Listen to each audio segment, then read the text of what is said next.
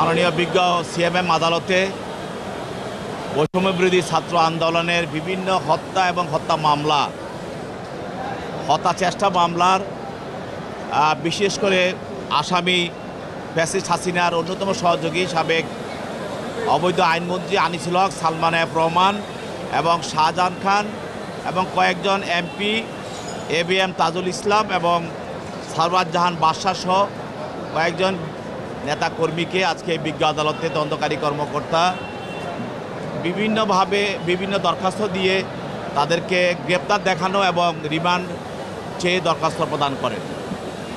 আর তার মধ্যে যাদের বিরুদ্ধে রিমান্ড প্রার্থনা করা হয় তারা হলেন যে সাবেক অবৈধ আইনমন্ত্রী আনিসুল হক, সালমান এফ রহমান এবং শাহজাহান খান। তার বিরুদ্ধে একটি হত্যা মামলায় রিমান্ড প্রার্থনা করা হয়। সেই মামলায় 5 দিনের রিমান্ড চাওয়া হয়। তার পক্ষে তাদের আইনজীবী ছিল, তার 2 দিনের রিমান্ড মঞ্জুর করা হয়।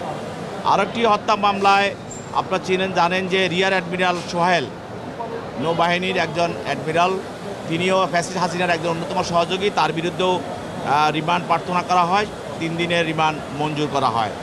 এছাড়াও যে আরেকজন এমপি এবং সে হলো ঢাকা 5-এর, আপনারা জানেন যে কাজী মনির ইসলাম মনু, তাকেও যাত্রাবাড়ি একটা হত্যা মামলায় তার বিরুদ্ধে রিমান্ড প্রার্থনা করা হয়, সেখানে 1 দিনের রিমান্ড মঞ্জুর করা হয়।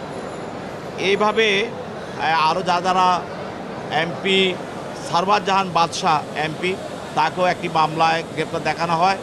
আরও যারা আওয়ামী লীগের নেতাকর্মী আছে তাদেরকে গ্রেপ্তার দেখানো হয়। যাদেরকে গ্রেপ্তার দেখানো হয় তাদেরকে জেল হাজতে প্রেরণ করা হয়।